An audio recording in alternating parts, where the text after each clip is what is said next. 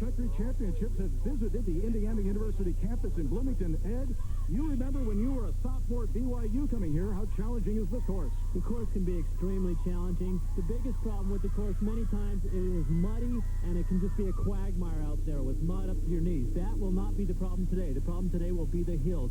Some fairly severe hills out on the course and rolling hills throughout. But the footing is very firm. It could be a fast day on this tough course.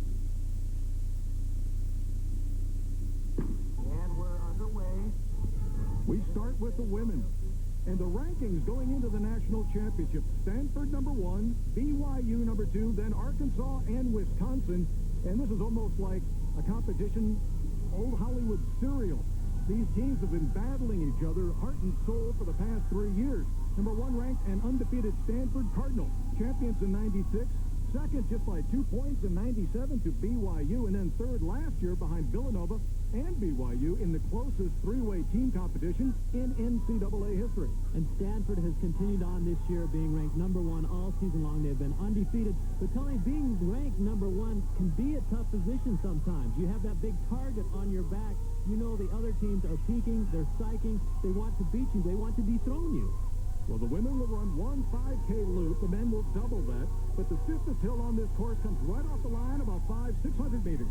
Athletes still have very fresh legs, so this will not be a defining part of the course, which is very firm today. There's been a drought for months here in the Midwest. There's been some rains earlier in the week, but not today. It's overcast, very little wind. That's why it's going to be very fast, we believe, if they push it. You know, it rained just enough to knock down a lot of the dust that had accumulated from the dryness, and so this is actually ideal conditions for this course. Position is pretty important to establish early on in a cross-country racing, so a lot of these ladies have gone out maybe a little harder than the race pace. And you throw the fact that there's a big hill in there as well, it can be very fatiguing this early in the race. On the far left, second-ranked BYU in the dark blue is coming on strong. They won the Mountain Regional 10 days ago with a stunning second through sixth place performance behind Tara Wheeler from Colorado, who was the champion. But surprised their coach that they all finished within 4 seconds of each other. I really enjoyed that. Maybe the best race that any team I've ever has run. And that was a lot of fun to watch, but it's going to take that kind of a performance. We had 5 athletes that just ran phenomenally well on the same day, and one of our top girls, Laura Heiner, didn't have a good day that day, and so if she can get back to her form, we could have 6 running that well, and it will take that kind of a performance. Our depth has to come through for us to have a chance. But you can also see that they're far back in like 10th place and beyond. There's 2 competitions, the individual and then the team. Yeah, I spoke with a BYU coach earlier in the week, and he felt like Stanford, Arkansas, and BYU were going to be very tight team competition-wise. He felt like Wisconsin and Stanford perhaps had the stronger athletes in the top 3, but he felt like their depth, their 5th and 6th runners were the things that were going to come through and save them in the overall team competition. Up front, number 454, Erica Palmer out of Wisconsin, the Great Lakes Regional Champion. Number 420, Carmen Duma from Villanova won the Big East and the Mid-Atlantic Regional. And 446, Rebecca Stallwood from West Virginia. She was only 8th at her Mid-Atlantic District qualifier. And they're just a little over 1K into the race at this point, Tony, so right now they're settling into their stride. They're kind of taking a breath and going, okay, that quick start is over with now. I'm just going to get in my rhythm. And we can see a huge group in that lead pack as they're settling into the rhythm. Even as Julia Stanford, the West Regional Champion, moves to the front. New Balance Elite Racing is brought to you by New Balance Performance Athletic Shoes. Achieve New Balance. And by Coca-Cola Classic. Always the real thing, always Coca-Cola.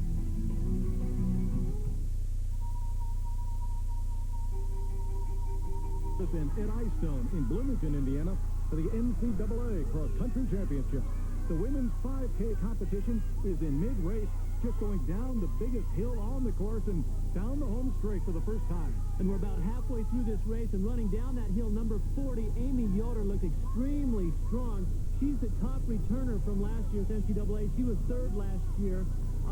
On her outside still, Erica Palmer, number 454 from Wisconsin. Then 272, Christine Nichols out of North Carolina State. She was 3rd in the Southeast Regional. But we're starting to see a lot of different colored uniforms, and we're looking for matching sets to see who's leading the team competition. Julia Stantz from Stanford tucked in right behind Yoder and Palmer. And in the white headband, just behind, we can see Erin Sullivan, the last year's high school national champion, running very well as a freshman for Stanford. Stanford's got 3 ladies up there, and Arkansas has 2 because we have Amy Yoder, number 40, and then the taller runner just out of the screen right now, Lily Kleinman from Germany, is right there as well.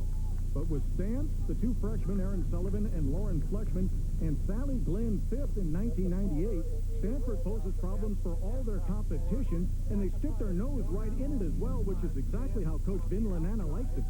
You know, we have good front runners, and we have people who work together as a pack, so I think we'll be in a position where we'll try to capitalize on our strengths, and our strengths have been in a pack that runs together as a team up in the front. And what's the mentality of holding back? BYU is nowhere to be seen in front, and yet they're very tightly knit back there, and it's all about top 5, not top 3 or top 4. I think BYU realizes that if they can keep a 20, 30-second gap between their first runner and their 5th runner, they'll be very much in the hunt. And number 121 in the black, that's from Colorado, that's Tara Wheeler. She won the Mountain Regional by over 24 seconds, totally demolished the BYU runners who were running as a team. She has struggled with some injuries. She's finally been healthy for the last year, and I think she is just so excited that finally she has been healthy and has been undefeated thus far. Arkansas with Yoder and Kleinman is running very strong. But according to their coach, Lance Harder, he knows that just having Yoder and Kleinman up front 1-2 doesn't really help his team. He needs more. I think that when you look at the NCAA championship, it comes down to a matter of experience and talent and depth. We have some experience up front, we have some talent, but the depth, we've got 4 real fine runners and 3 young freshmen trying to figure out a spot for number 5, and that's where you got to give the nod to Stanford or BYU because they have an advantage on us in that area. Wheeler and Yoder in black and in the red and white really stream nicely down that hill, as does Kleinman. Kleinman, who's in 3rd place right now, along with Julia Stantz from Stanford, is a German native who initially went to Boston University and then transferred down to Arkansas. But on the uphill, look who it is, 4:54, Erica Palmer. She's not good down, but baby, she goes up like a monster. Erica Palmer is just very strong, and you can tell that she powers her way up. Amy Yoder now going down that downhill, responds. She's a better downhill runner.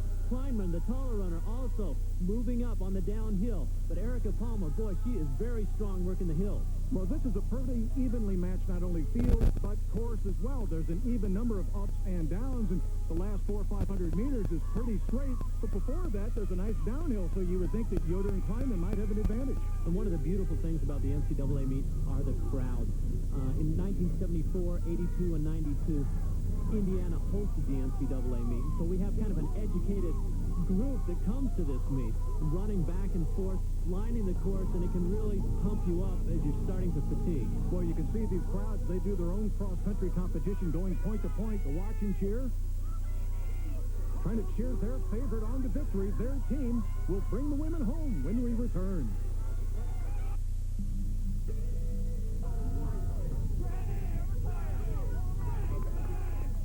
Welcome back to New Balance Elite Racing, the NCAA Division I Cross-Country Championships, and they're making the final turn with Wisconsin's Erica Palmer going to the front. 400 meters left to go. There are the 2 Arkansas stars, Yoder and Lily Kleinman, just behind. The question is, can Yoder and Kleinman with the big kick catch the front-running Palmer? I don't know if they're going to get her, Tony. Palmer has just been so strong this entire race, powering up the hills, and with 400 to go, she can see that finish line. Look at her drive with the arms. Yoder is really going to have to dig down at this point if she's going to catch her. Well, Yoder's got her in her sights, but she's starting to flail a little bit with her arms. It looks like she's breaking stride, and the gap was closing for a while, but now that gap is rising again as Yoder goes back and forth, and to the arms goes Palmer with everything she's got. All her thoughts are forward. She never looked back to find out her position. She's running scared all the way to the line, and the title. Erica Palmer takes it. And a surprise, even to her. What an effort, Tony. Palmer, only a sophomore, not intimidated by Yoder, Kleinman, and just refuses to give in that last 400. Crossing freshman from Stanford, Erin Sullivan. Her teammate, Lauren Fleshman, 2 places ahead of her. Tara Wheeler only in 9th. She faded a bit. And Elizabeth Jackson was BYU's top runner, 11th place overall, but very good grouping. And now it's a matter of how many can they fit into that top 5, and everyone knows the colors that they're trying to beat. Another Stanford runner coming through. And so far, it looks like BYU has really got their runners bunched very tightly. Arkansas with runners 2 and 3, Yoder and climbing, but they didn't have support later on. But what a performance by Erica Palmer. She was a controller throughout the race. Last 800, coming down the hill and going back up, I just went, hoping I could outkick them. Was it a rational decision, or sometimes you just go with how you feel? What happened psychologically? Well, both. Peter said that we should go then, it was a good place to go, and also I just felt really good, and I knew that if I didn't go then, I'd just get kicked down. Well, BYU sees that scoreboard, and just a follow-up here, Erica Palmer's 20th birthday was today. What a present to herself. Tony, this has got to be considered quite an upset. We knew the team competition was going to be close, but this is a blowout. I couldn't feel better. How'd the race go for the ladies? Just like you planned? Almost exactly like we scripted. We were out on the outside at the start, and we were able to, because of that, stay in a group all the way up the hill. The first 1,000 meters, so we ran like we did last week. You had really good placing early on, but then Arkansas came through. Were you concerned a little bit when Arkansas had a couple of top scores up there? You're always concerned with teams like Arkansas and Stanford, but what helped is that our sixth runner was ahead of their fourth and fifth, and in the middle of the race, and so we felt pretty confident that if we didn't fall apart, we were going to win. Here's how they did it. Elizabeth Jackson in 11th, Tara Orman 16th, Tara Rutinsky 17th, Charlene Shields 23rd, and Laura Heiner 26th for their 72 points. And Tony, perhaps the most impressive fact was there was only an 18-second gap between their first and their fifth runner. I think that's unprecedented in NCAA history. You could have added their sixth-place runner, and they still would have won the women's competition. Well, we are just about set to get the boys' race underway with one of our favorites, David Kamani from South Alabama, going to go up against John McDonald's powerhouse from Arkansas, the defending champions. John McDonald certainly has to be considered the John Wooden of track and field. He has some 33 NCAA titles, and he is going for his 10th NCAA cross-country crown. Yeah, he is by far the most successful coach in the history of long-distance running in the United States, a member of the Hall of Fame in coaching. And the girls set a course record, by the way, not that it's run all that often at these distances, but Bob Kennedy has the boys' record here on the Indiana University course. We're about to get going. That course record, a very impressive 30 minutes, 15 seconds set back in 1992. But people who have been going to school here for many years say the footing and the conditions on the course this year, today, are as good as they've seen in years. It can be anything this time of year, obviously, but it's very firm and hard, and with the overcast and a very light wind out there, it is blazing conditions, and we'll see how the boys play it out when we return.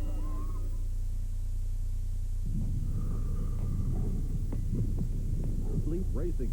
Now it's the men in the NCAA Division I Cross Country Championship from Bloomington, Indiana. And Ed, what a stunning sight it is, this first 600 meters beginning the base of this big hill on the course. Yeah, and it can be crowded out there. Remember, we have 250 runners in this. That's 500 elbows and some 3,000 quarter-inch spikes. So you want to be careful the first mile or so and just try to get your position. She's like 20th. You heard him, Drew. Well, number 57, James Carano from Arkansas, right up there along with 326 Keith Kelly, Providence, the Northeast Regional champion. But interestingly enough, it was Carano who held out of the Southeast Regional to keep them fresh for the finals. That's how deep Arkansas is. And that's the luxury some of these stronger teams have. And it's important, especially when you remember these guys are running 10,000 meters. The regional was also 10,000 meters, and that was just 10 days ago.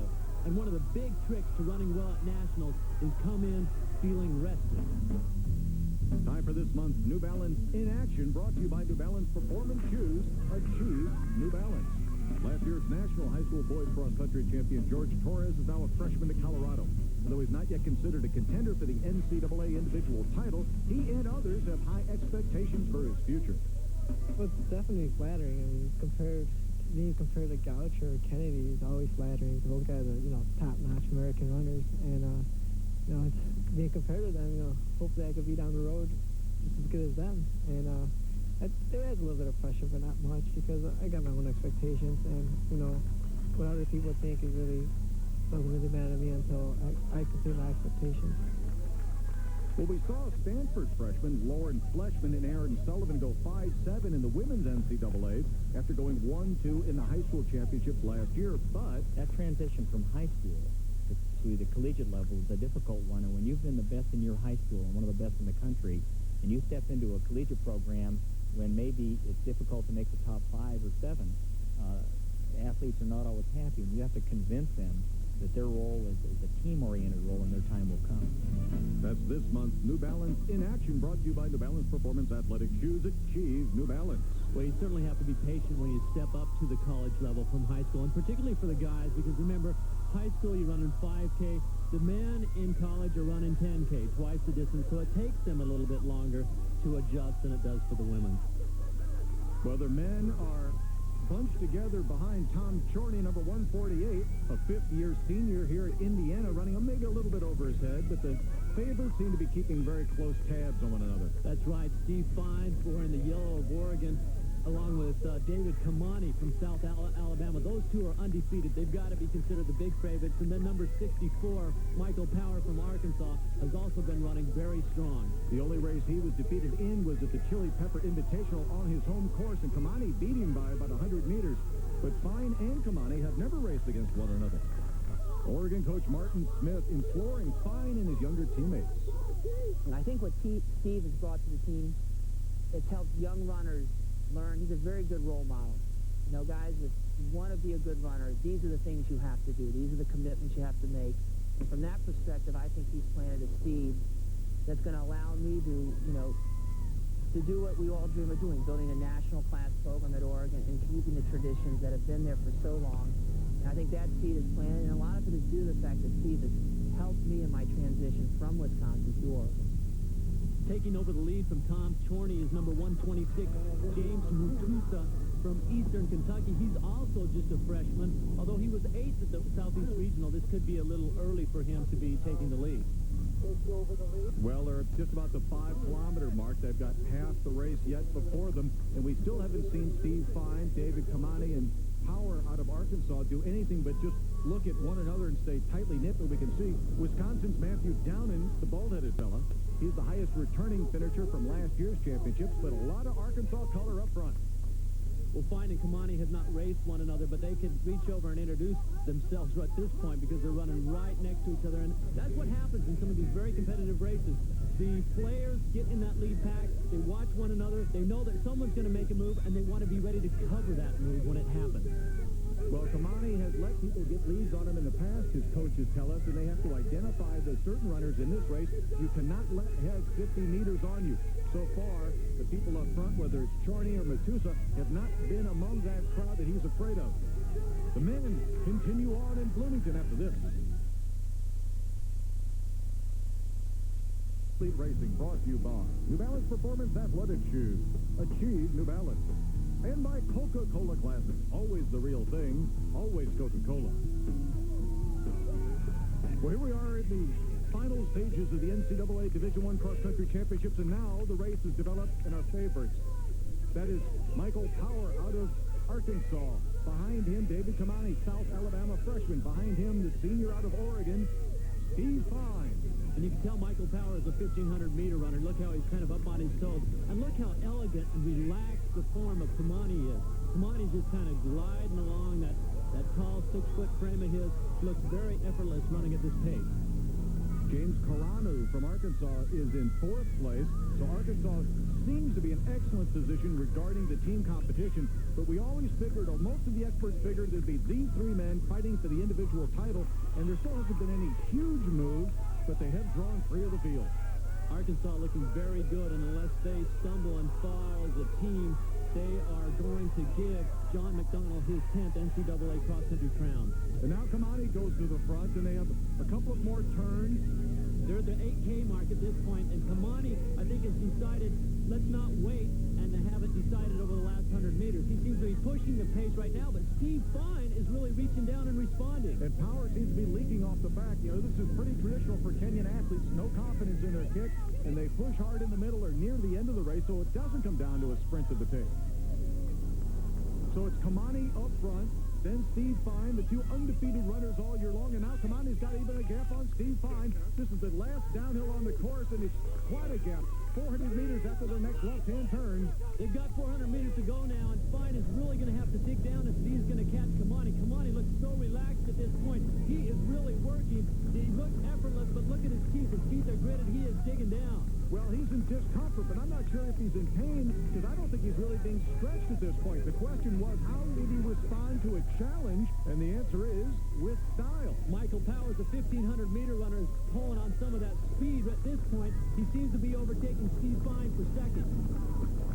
And if he had enough room, who knows what he'd do. But Kamani looks like he can run all day at this pace, and he really doesn't even look like he's going to his arms and sprinting at all. He's just holding his form, and he takes the NCAA title as a freshman, and who knows what career he'll have in the future. Michael Powers, second place, and he's certainly closed over that last 100 meters. And Steve Fine really gave it all in attempting to take the win with Kamani and paid the price at the end, getting passed by Power. And look at all the Arkansas colors coming across now. Arkansas's Michael Power in second, Andrew Begley 7th, and James Caranu 10th place. Looks like the Arkansas men have given Coach John McDonnell his 10th cross-country title. Well, there's Power, there's Fine in third, and Matt Downen out of Wisconsin, Matthew Lane out of William and Mary behind him, and then another Wisconsin man in sixth, John Schoenfelder. And then Begley from Arkansas behind him, and these boys run themselves right out, don't they? Well, Ed, when you won this thing back in 1984, the NCAA, you went against a lot of the Africans who went on to win world championships and Olympic medals. I think you're with another potential medalist right now. At 8K, you made that move, yet Steve Fine responded as well as Powers. Were you a little concerned at that point when they also... I was really concerned because I knew Steve Fine was good in the last mile, so I knew I had really to push him hard. But when after going, and then I had the last mile, the last 400 meters to do, and then I was going uphill. I was like, this is the last hill I have to do, and then I'm going to finish up the whole thing. So I just gave it all my best. Well, Arkansas finishing with Michael Power in second place, Begley in 7th, Carano in 10th, Murray Lincoln 22nd, and Matt Kerr in 24th. That's a pretty strong performance. And it's a 55-second time spread between their first and fifth runners, which is still very impressive. I told our guys before we came out here that we are the team, and we have the standard that everybody's going to judge by us out here. You know, we're number one, and we got to go out there and prove it. And I said, you guys don't have to do anything that we haven't done all year, because every race we've dominated all year, and that's exactly what they did. Arkansas for the men, BYU for the women continue programs of excellence here in Bloomington. For now, for Ed Eyestone, I'm Tony Revis. That's it from the NCAA Cross Countries. We'll see you next time on New Balance Elite Racing. This has been a presentation of ESPN, the worldwide leader in sport. For more, log on to ESPN.com. Part of the Go Network. Go.com.